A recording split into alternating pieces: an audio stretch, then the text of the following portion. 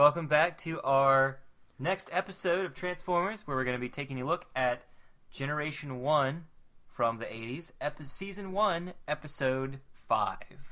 You can even watch this episode on Netflix now if you want to check it out and then see what our thoughts are on it. We're not actually sponsored by Netflix. I know. Not yet. Or buy them physically in any shop, like a Best Buy. I try to say where to get like the children's books, and for the other podcasts, I made little inserts for those. It's fine. I was just joking. Okay, fine. I don't want to be sued. Don't forget to introduce us or yourself. All right. So to my left is Thomas, who is not going to introduce himself, and through my computer monitor is Sammy, who I'm going to introduce for her as well. I mean, all right. I had a cool name I was going to announce, but just have to wait till next episode now. No, please announce your name. Pretend I didn't do that. Okay, cool. I'm Hot Samimus. Hot Samimus. So should I?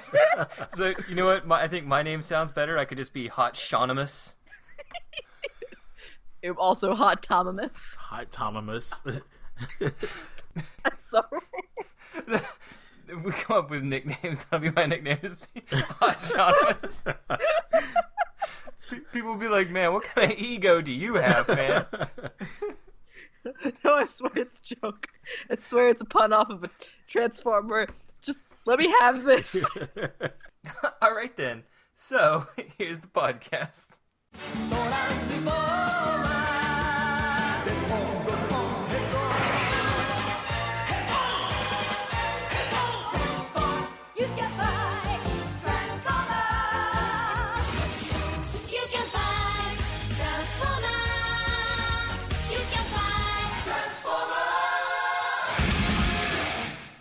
So let's start off again with what we liked and didn't like about this episode. Before we get into the main stuff that I know you're all going to talk about, I'm going to talk briefly about this episode. The weird, awkward running of Soundwave. I was like, were they trying for comedy? Like, he runs away, but he's flopping all over the place. And I'm like, and the background music makes it feel like they're trying to make comedy that just doesn't work. What? You thought that? Well, I guess he's got 5 cassette tapes in him, all right? It's sometimes, maybe all the cassette tapes just don't really fit right, and he's just kind of like, man, I hate this, and it just kind of flops around. I hate that I have to be the one to point this out, but I think they were trying to make a point of just how soundly Starscream and the Decepticons were defeated under his command. I think that's what they were trying to show, is just like, we are getting...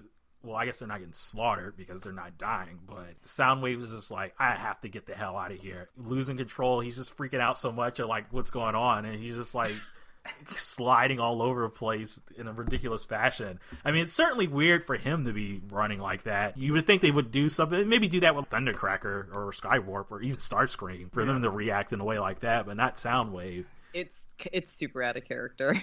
It's definitely, it's absolutely out of character. I see what they were trying to do, but they should have did that with another character. Me, Grimlock, no like you! One thing I thought was funny, though, is the humans are like, there are Decepticons here to their boss, and these are just regular factory workers. I need to save this clip because almost every Japanese show afterwards, and even some of Season 2, people are like, oh my god, that giant robot, what's that? These things have been on your planet for years. Do you not watch the news? Do the writers just not, like, even try? They try to be like, oh, you know what, there's some continuity, but we'll just half-ass it. So, I mean, maybe they don't like to be televised or whatever, because there was another guard that kind of said the same thing. He's heard of the Autobots, Transformers and stuff, but he said he's never seen one in person, so. This is for Thomas. So what did you think of Humans vs. Decepticons, Round 2, Non-Rock Edition? Well, this time, instead of throwing rocks at them, they actually tried to use their guns. Yeah, I kind of tuned that part out from the start, where they were just telling Decepticons to freeze with their guns pointed at them. It was like, come on, why are you even trying to confront them? They really don't know what the Transformers are for some reason. They really are just encountering them for the first time if they think that there's anything that they can do with their guns. They're just very tenacious. They just don't want to give up without a fight. Yeah. So, I guess in this very scene, this same scene essentially, there's another point where Cliffjumper's just doing dumb, bloodthirsty stuff. This time, instead of getting smacked by Megatron, he gets smacked around by, I think it was Starscream again this time. Yeah. He just runs in, and Starscream just smacks him away. But then the rest of the Autobots come and they chase everybody. I apparently I just don't have this hatred for Cliffjumper like you do. I barely remember him in this episode. I don't even either. I think he's focusing on all the bloodthirsty Autobots because he's just like, man, these guys. Well, I mean, I don't know. Because this whole concept just seems so dumb. You guys are so hopeless. We talked about this in the first 3 episodes where, who was it? Hound or somebody. Yeah. They were doing the bloodthirsty stuff. Cliffjumper's doing this. But it wasn't just limited to the show. In the books that we read, it kind of happened there. Who was it that got jailed by Soundwave? And she or shoots, Ravage? shoots him in the and face. She keeps fighting and shoots them. And like, you're in a jail cell. Why are you starting crap with these people? And they're just going to team up and just shoot you until you ball up in the fetal position. Come on. You guys are so stupid sometimes. You don't think anything about the situation. Nah, just shoot it. It solves everything. Do the writers know how computers work? Because Chip is given a disk that'll talk to his computer at work. Okay. A disk doesn't connect to another location. You need a modem for that. Unless this is just a magic disk. Or maybe it's actually a program. Maybe he already has a modem and this disk just happens to be the program that will allow him access to the lab computer. It's getting a I firmware think it was a update. program. Okay. So they're on the same program network kind of thing. Okay, so that's understandable, but what's not is what happens next. So his job sends him the antimatter formula on his computer, and Chip rips up the disk. the antimatter formula is on your computer, not the disk. You need to destroy your computer. He And also- erased it off his computer? Why did they even need to send it to Chip? He's already got it in his head because he helped create the formula. Why did he have to memorize it after getting it? He helped. Someone's really angry about it. Wow, it's fine. It's weird that, like, I don't know, plot point with Chip. We both seem to have 2 different takeaways with the way that you're reacting compared to, like, because with me, it just seems. So I guess I'm finally. This is the first time I'm seeing Chip. He's not just the guy in the wheelchair that just seems so useless. Because I think I've seen one random episode where he's just rolling around on the battlefield, just falling over and stuff like that, and get picked on. And I guess the way I always felt about humans with the Transformers is just always to seem you guys are a waste of space, just causing problems and stuff like that. So I just thought he was always just another useless human. But I guess the way they introduce him, child genius, and then on top of that, what he does with the computer with controlling Prowl. It just seemed, okay, you're actually more useful than any other human we've seen so far. And what are It's the true. odds? Like, this random Transformer is like, I need to tech to a computer, and it happens to be the very same computer with the same character who's already being hunted by Decepticons. That part seemed really dumb. Who are you calling out help to? What are you just sending just a random SOS into space? You What if have to have somebody else Autobots picked up? like transmit your location or contact Optimus or something. He just sends out a random SOS. And what happened was he got shot and got injured his battle computer. Does that mean he can't shoot his gun because he has no targeting system? Can he not tell friend from foe? Does he not even know how to punch anymore? Like he lost all his motor systems somehow, his battle computer. Which But apparently yeah, includes walking. Yeah, he couldn't even stand up. Yeah, like, After watching him, especially after watching him control Prowl like that, actually using the environment around him, like putting him in the plane and shooting off all those missiles and stuff like that, I was like, oh, well, I mean, you actually seem a lot more useful than even some of the other Autobots. He should do that, take that job full time, control like Cliffjumper, and get rid of him. He's have him stop doing stupid back to stuff. Cliffjumper. All right, man. He totally is out for Cliffjumper's blood now. Yeah, he completely turned me around on what I always thought of like Chip and the rest of the humans. What do you guys think, Nen, of Starscream's reign as about to say president, but as leader of the Decepticons? Good. He did a good job for the circumstances that he was given. Going against the Autobots is very tough work. We could see that Megatron has not survived he has survived, but it's been very troublesome with the Autobots. And I think Starscream has done as well as he could, and probably as well as Megatron leading. I feel like in a lot of those battles, he's kind of short-handed as well. So Also, yeah, probably like no one is listening to him. Yeah, the thing is, okay, so segue into it. But at first, the episode starts continuing from the last episode, which is extremely rare in 1980s television, especially cartoons, having continuity like that. That wasn't standalone. Yeah, and this was like one big story arc or anything like that. Explicitly, it's not like a part 2. It was just a separate episode that just kind of continued. But then, okay, going back to Starscream's thing though, he goes back for Soundwave. You think that would inspire some loyalty, but instead Thundercracker's just like, hey, good job on your first outing as leader. And I'm like, wow, no respect. Yeah, I basically I also enjoy. Go ahead. I also enjoy how, like, when Starscream is retreating from that first fight, he just purposely runs into Optimus and then flies off, and I'm like, what kind of petty maneuver was that? I mean, I kind of had like the same reaction with just the way that they were like talking down on him just because they lost. You let him have this is like his first loss under command. You guys are already abandoning him. Like, what about all the other times? You've been nothing but losers under Megatron. How many losses were those? And you guys don't abandon him. Why don't you give him a chance? Well, no, the last episode, they got the Energon cubes they needed to make the space bridge, and they made a successful space bridge. There you go, under Megatron's command. That's not a fight, though. All right, Sean, that doesn't count. It doesn't count. Not one bit. If Starscream was given the opportunity to make the space bridge work, he would have done it fine. Yeah, but Megatron said he didn't trust them. Didn't Starscream build that big gun that they were shooting at mountains? That he kind of built, and then he kind of started wasting energy. This is going to become the like hashtag Starscream Protector Squad podcast. You got to set the record straight. I'm not biased like some of these other Transformer fans. I'm completely biased. Anything else about Starscream's reign before we go into animation errors? Yeah, that was about it. I mean, wasn't really a whole lot that they did with it. It would have been nice to do more, but since Megatron wasn't dead and he was clearly coming back already, I think he already had contact with Mirage and not Mirage, Reflector and the camera We'll see guy. more of them. It'll be okay. Okay, so animation errors.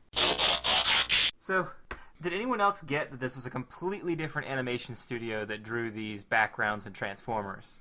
Yup. Because we go to Cybertron, the background is completely different for Cybertron, and then when you go into Shockwave's place, the entire background and everything is different too, and Megatron's face is actually drawn slightly differently.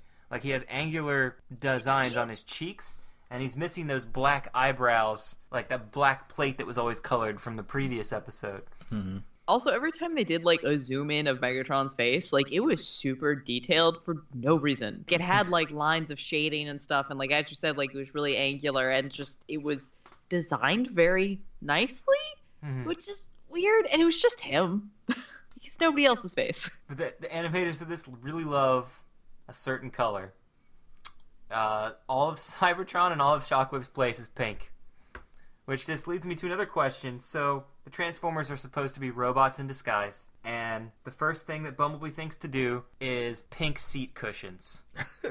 I don't even think those exist in real life. I mean, maybe he's got like tinted windows or some kind of like reflective skin on it that nobody can see inside. Even though I like the animation, I thought the battles themselves were kind of clunky. Like, they weren't as fluid as the last episode. Yeah, they definitely spent more time on details, and also, like, also the humans looked better in this episode. Oh yeah, there was a lot of horrible Spike faces last episode. Even in some of the previous episodes, there was the stuff that they were doing with the humans, the proportions were off. Especially, I think the very first episode, Spike and Sparkplug show up. Spike is a large man that's as big as his father. Yeah! I don't even remember that. That was the very first episode. This one I didn't notice as much. Also, you can tell they're not very good at movement, because at the end, when Megatron and the Decepticons are landing, it's just a still image of them standing and being slowly drawn moving the animation still slowly downwards, so they don't have to do any movement. But the worst animation for this episode was Soundwave. This episode opens up his chest to make the Energon cubes in a really horrid side view animation. Did you guys see that? I didn't catch that one. So? It was really horrible. It was only like 3 seconds, but it was just so awful. Like, it stood out. Apparently, neither of us thought that it stood out that much, I guess. I mean, I definitely remember the scene. I didn't recognize anything like bad about it. It was right in I mean, the it beginning. looked weird, but Of course, who can forget Soundwave's ability to absorb or transfer the data from human brains as a natural extension of his ability to read the minds of Transformers. Oh no, wait, those are two completely different powers. Yeah, so this is one of those things where I just like, I don't know that much about Transformers, especially the G1 stuff. I guess he just has this power as well. I kind of had the same thing with Hound as well, because he shows up again after being gone for a little while. And apparently Hound can, like, he has holographic powers as well. He can multiply. Oh yeah, he had them in the pilot too. I think he just didn't use them to that extent. Oh, really? Yeah, because he was the one that created the hologram of the entire city. Are you serious? Yeah, in the 3rd episode. I thought that was Mirage. Whoops. Where was that? No, Mirage only becomes invisible. He doesn't create holograms. It's Hound that creates holograms. Yeah, because that makes sense with his name. What, Hound? I was being very sarcastic. I know. I was trying to... Okay. I was like, wait, what? I was trying to think of a way that Hound would actually make sense. So, I mean, so I guess basically he has the same powers as the Decepticon that... Well, I guess it's not the same power. It's Reflector. That's his name, right? The camera Decepticon? Does he make multiples? No, there's just 3 of him. There's just 3 of them. Okay. Yeah. But you saw, like, when Megatron was shooting at Hound, they were going through them. It was going through, yeah, because he's just a hologram. How are these people not, like, every episode? Why isn't Optimus just like, oh, what are we going to do? I know. We'll send in the guy who can turn invisible and the guy who can create holograms. Why are they not just used every episode to get to the Decepticons? I mean, they should use them. That's too OP. Yeah. I mean, they should use them more often. I don't know why. I mean, I guess this is part of Optimus not being a good tactical leader as well. Because he said he's using, like, his most powerful or most useful Autobots. He sent half his team on patrol. Like, he mentioned that in episode 4. That's why they were kind of like shorthanded, like during the roll call. He sent them out on patrol after they've already completely defeated the Decepticons. Yeah, and they weren't able to discover the Decepticons building this whole city underwater, even though they have Bumblebee the whole time, who can apparently do reconnaissance underwater. Yeah, he should have checked out the ship. But Mirage and Hound, they finally come back, so I guess their patrol was over. There was an interesting animation error where they're trying to hunt Chip, and Soundwave opens his chest, reuses a stock shot where he's inside before switching back to him standing outside, being outside of Chip's house. And then right after that, Soundwave talks, and they forgot to actually modulate his voice, so it's just regular Frank Welker voice. How did I miss that? Oh yeah, there was a really odd animation error where after Chip talks near the end of the episode, there's a lot of paint splotches on his outfit for a second or two before it cuts to the next scene. As if someone just spilled paint on the animation cell, and was like... I was like, F it. This episode's got to go. I'm going to get fired if I don't quickly send this out. I was just like, it was the most hilarious thing I'd ever seen. I would totally get that animation cell. It's got to be out there somewhere. Oh, the funniest thing was at the end when Sunstreaker picks Chip up. I was like thinking, I was like, with that. Yeah, I was like, oh my god, he's squeezing him. It didn't seem like he was picking him up in a delicate way, but I was like, okay, he's not squirming in pain, so I guess they really do have fine motor control and I can do this in a delicate way. Well, also, because, like, Starscream picks him up, like, in the wheelchair, too, and I'm just like, how are you not tipping him over and him just, like, falling down? They were pretty kind to him, it seemed like. Yeah, and they were kind to the other scientists, too. Like, when they go into the base or whatever, and it's just like, we need the other human. Leave him. Yeah. Yeah, it's just like, just leave him. It's fine. We could kill him. They can't kill people. They can only threaten to kill them. As long as their gun isn't But facing. we also... Well, Megatron, We also he never got see pissed that off. guy again. Yeah. We actually never see that guy again, though, right? The scientist? Yeah. He's gone. Because they leave... I assume they leave him alone in the factory while they go and hunt down... Oh, no, wait. No, he he's stays dead. there the whole time. Okay, never mind. He did. Yeah, maybe he was just in another He dead room or off something. screen. Yeah. Well, if he was standing in that room when he blew up the antimatter energon cube, then yeah, he's dead. I guess this doesn't really count an explicit animation error, but it has something to do with animation that is just still kind of confusing me. It's just the scale of Laserbeak is just completely throwing me off because it seems he's small. Well, I immediately assumed that he's like a small, like bird-sized, small enough to fit inside a Soundwave. I guess when Megatron came back, Laserbeak came and like perched on his arm. Yeah. But then there was the scene where he's chasing after Spike and Bumblebee. They go hide in a parking garage. Now, Laserbeak, he would either be the same size as Bumblebee or smaller, but he doesn't go after them. In that same thing, he just flies away as if he couldn't fit. I mean, I couldn't understand why didn't he just go after them? He had them on the run, and he seems like he's more than capable of destroying the scouts himself. So I don't question any of the scales anymore. I give up. Yeah, I mean, I guess I'll probably have to get to that point. I couldn't handle it. Like, I paused watching it. I was like, I need to look at like a scale chart. Somebody needs to plot this out for me. Am I crazy or what? How big is Laserbeak? And it seems like he is supposed to be the same size, but it just keeps changing. Everyone keeps changing. Like, no one has a consistent size. Yeah, I guess that's just something I gotta move past too. So, how about we move to main character? Hey, boys, we're gonna be movie stars! I think that Chip is actually the main character this episode. He's like the whole focus and the reason that everything happens. Yeah. He even Agreed. controls Prowl at the end to save the Autobots. Wait, not the end. He controls Prowl, and then he helps put another device later to help save the Autobots on Thundercracker. Yeah. I don't know how he specifically helped, because Megatron's like, oh man, the antimatter's going to explode. I don't know if it was because of that device, or if it was because, he's past the time limit to use them. Well, the device that they put on him, what did it do? I thought it changed the formula, so they made the antimatter unstable. No. It made the motor circuits of Thundercracker or Skywarp unable to move properly, so they couldn't use Megatron's antimatter gun form. Yeah, he couldn't move on his own, Right. So he was trying, and what he was doing, he kept shooting the antimatter gun, and I think it just kind of like overheated and made everything unstable. So Megatron was like, we have to stop this, because you're not taking like measured shots and time, you're just like losing control and stuff like that. But yeah, I would definitely say that he was definitely like the main character. He was more in the main character than Spike has been, I feel like, in every episode so far. He's been more useful, yeah. This is what I was thinking when Optimus thanked him at the end. I was like, we're proud to have you, Chip. We're proud to have you as our audience stand-in. I'd say that was already Spike's role, but children don't like playing the damsel in distress. It's When he started saying that line, I thought he was just going to say to kind of like stick around with the Autobots and like help them like defeat the Decepticons and stuff like that. But yeah, it just seems Optimus isn't a very good scout of talent and stuff like that, so you just let him go. I'd rather rely on Cliffjumper. He's reliable. Again, Cliffjumper. Actually, you know what? You sound like Starscream from Transformers Prime now. Did you know I killed Cliffjumper? Oh my god, I just made that connection. I completely forgot. Wow, now I'm really like, what's up with me?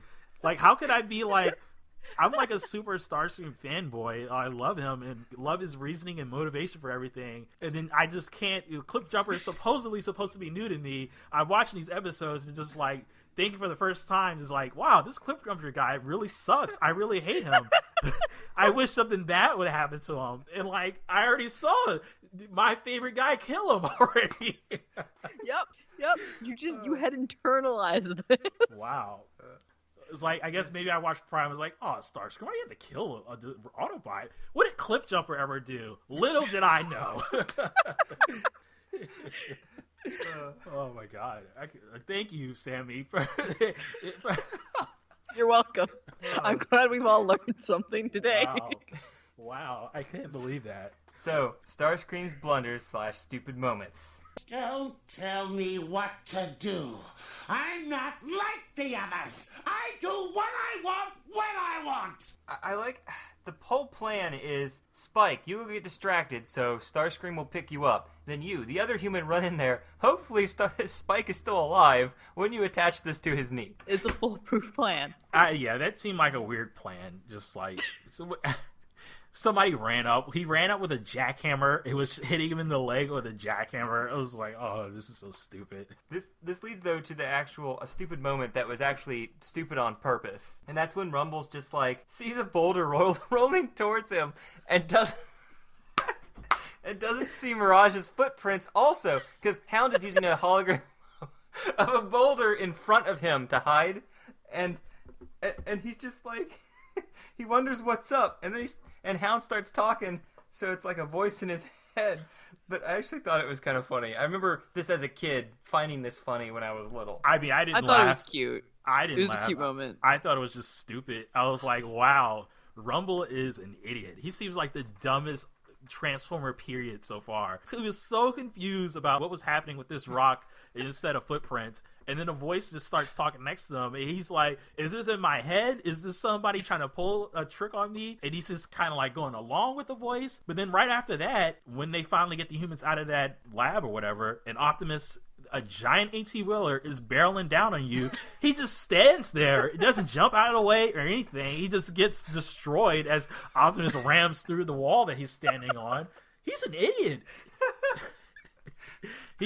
After all that stuff on top of what Optimus did, yeah, he seems to be the dumbest one, even worse than the Dinobots. Did any of you guys have any more stupid moments that you could think of this episode? This isn't really like a stupid, I don't know, it's just a weird thing, but like after everyone gets fixed or healed towards the end of the episode, it pans across to all the robots being like, yay, I'm healed, and Jazz is just twirling his hands repeatedly. I don't know what it is, but he's just like, I'm having a real good old time just twirling my hands here. I guess they're working. And like, I have a gif of this, and like, I could just stare at it forever, being like, are you trying to do jazz hands? Like, is that what's trying to happen? That's weird. I wish I caught that. I want to go back and see this. Yeah. I don't know. Maybe he's trying to keep him limber or whatever. I think I didn't watch it in this episode, but I saw it on the gif that I was about to send you before you got here. I want to see it. Send it to me. I want to see this. But yeah, the GIF is so beautiful. That's pretty funny. Any from you? This isn't a stupid moment, but I'm still confused by what happened.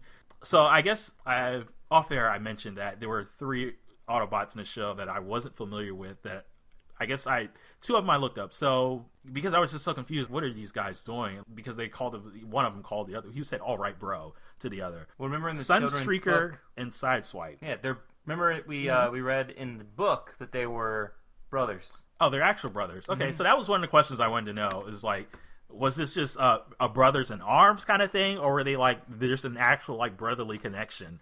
So I guess that answers that, but still, that doesn't answer how did they end up out of the base, and why were they on top of the flyers just rodeoing them? Well, that leads to the retcon. So, in all these episodes, in between episodes 3 and 4, the Autobots, in our first major retcon, have forgotten how to fly.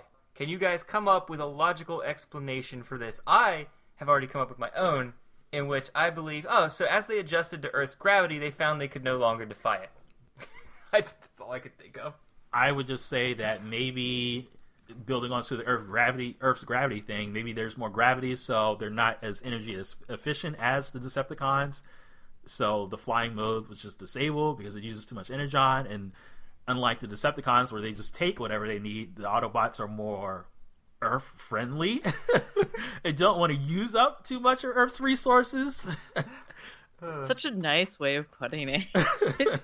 Sammy, do you have a made-up reason?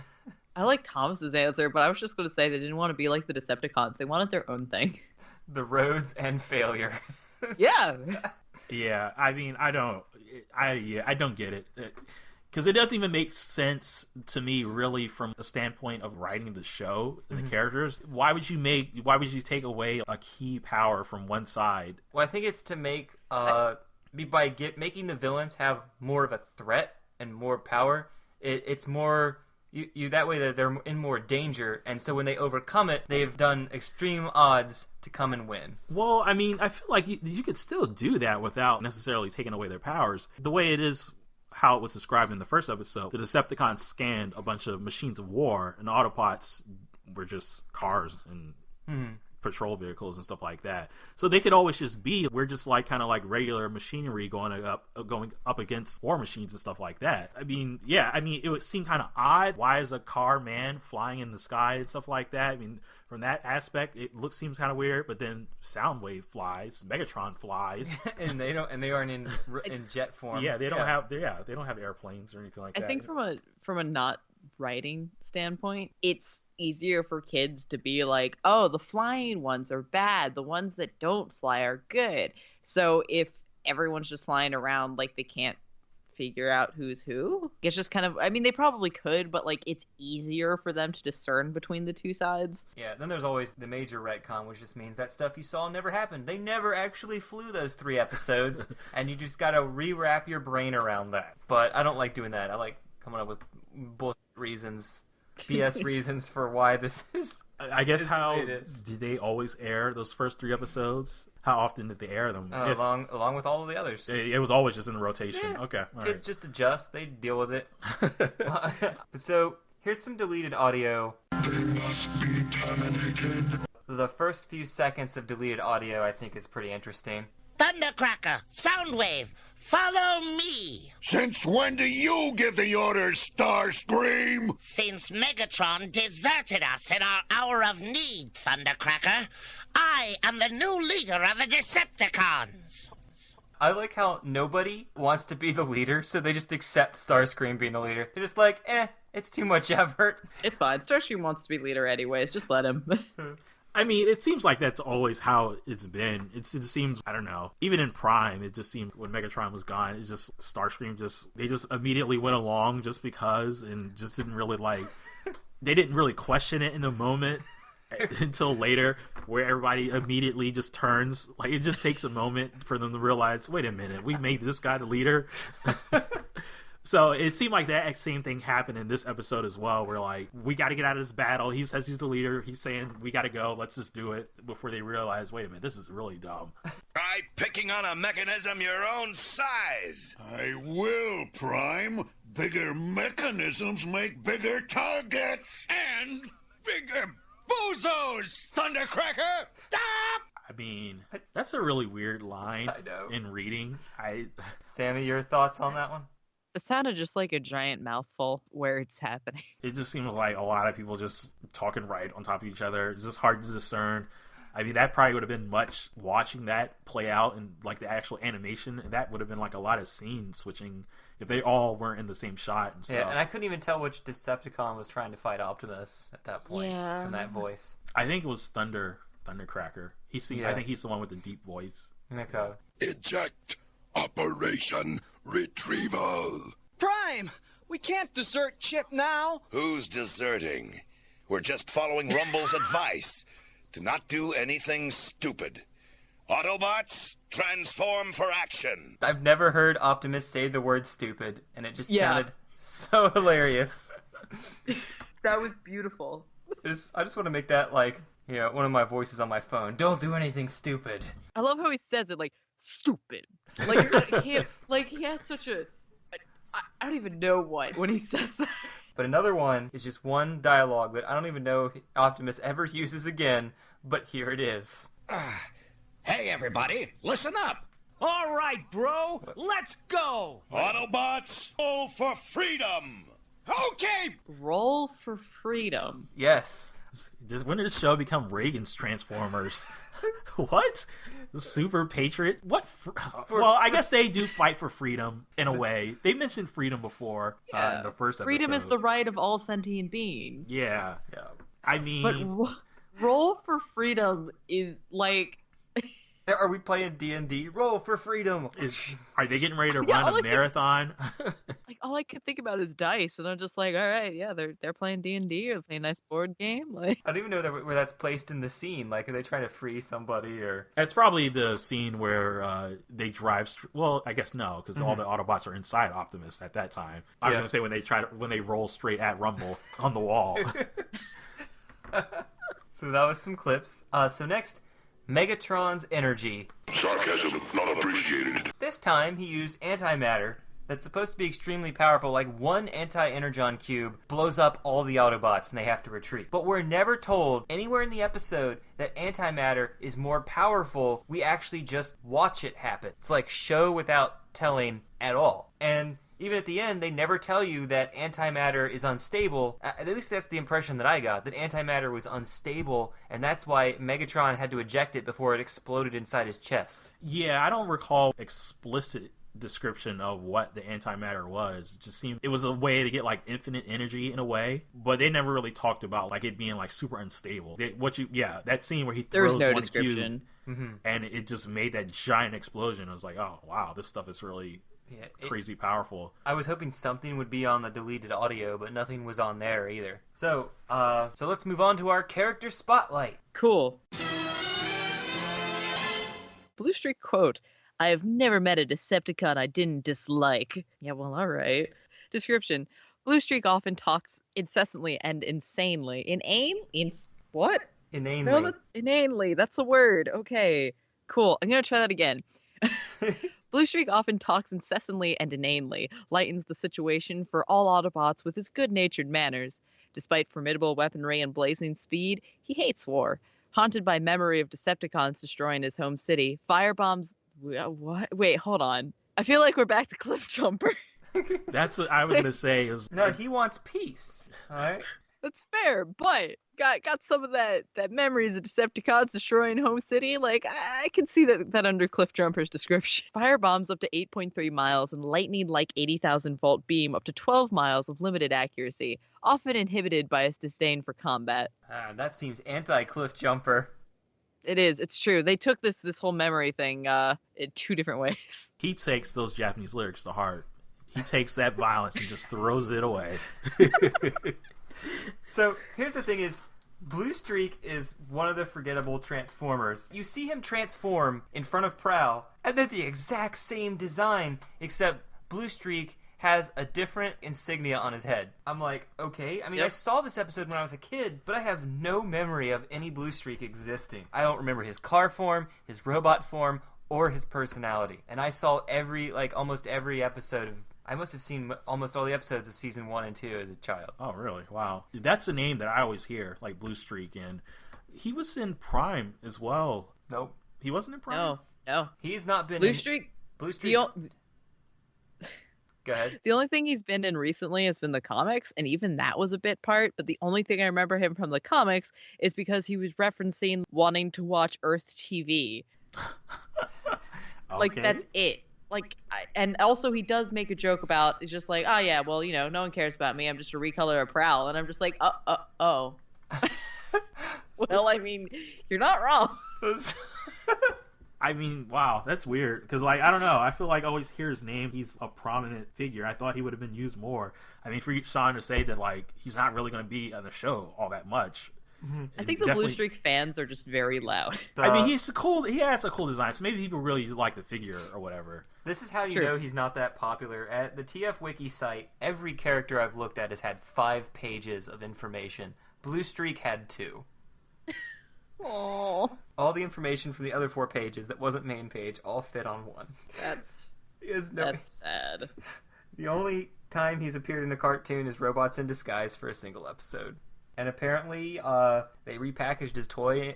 They packaged his toy incorrectly, so for years people thought there was another Blue Streak who was actually blue because he's not blue, but his packaging on the art showed him being blue when you bought his toy. He is a mess. He is a sad little mess. He does, I think, have a hollow form thing in the comics as well. He's enough of a character to have his own hollow form, though. Did you when you watched G1 the first time, Sammy, do you remember Blue Streak at all? Nope. I was watching this one and I was like, oh hey, it's this Blue Streak. It's his first appearance. Do we see him again? What's his fate after the movie? Who cares? Wait, I still function. I'm sorry, but I gotta do my due diligence. For all I know, there's a Blue Streak fan over there who's excited about my format and be like, oh man, I can finally find out what happens to him, and then I just totally dissed him. So he's seen in the Transformers movie at Autobot City before the Decepticons attack, and it completely vanishes from all of space and time. He's not in any of the Japanese comics, the manga. We just have to assume he's one of the many bodies buried under Autobot City. Oh. He deserved better. Maybe next time he won't be born looking exactly like somebody else. He get a paint job. Like, everyone else gets to change their bodies every so often. I mean, kind of to piggyback on what you said, and this is probably going to be twisting the knife even more. All this time, I thought Prowl was a Blue Streak. So now Prowl is just... He's just even more nothing to me now. I thought the police car was a Blue Streak, but No. Prowl is the police car. And I'm looking at Prowl. I was like, who is this? I don't know who that is. And I don't like him. He doesn't seem Man, I hate this. I mean, I don't want to do this. It was an honest mistake, but now I feel bad. They look nothing alike. I don't know why. Blue Streak, it just sounds like, I don't know, cop to me, police to me, but no. Also, Blue Streak is such a nice name. Like, it's such a good Transformer name. It's just used on the wrong bot. Fun fact here, but apparently Blue Streak, Hasbro didn't own the rights for it for a while because another company did for their toy when their rights lapsed. So all future versions of the toy were called Silver Streak before they regained the rights again. Good. Now it's even more confusing for it. Yeah, I mean, the most interesting thing about him was his name, and now they just take his name away and give him something stupid, Silver Streak. I don't know, that's dumb. Well, on that note, we hope we haven't crushed any hearts of Blue Streak lovers out there. So we're going to sign off this episode, and we'll return with an audio cassette adventure from the Transformers. So, today, signing out, I'm Sean. Thomas. Hot Samus. Good night. Thanks to tfwiki.net for information used in our Character Spotlight feature. Thanks for YouTube user Transformers at the Moon for hosting every deleted audio segment from every episode of the Transformers. There was also another thing where Optimus, at the end of the episode, towards the end of the episode, he's like, "We've suffered losses." And I'm like, who died? Yeah. There were like 5 robots with you. I know. I was like, maybe they went to get repaired at Ratchet, and he's like, "I can only repair 3 of these 8 right now. The rest of you are just gonna have to die." All right, I guess they're gone.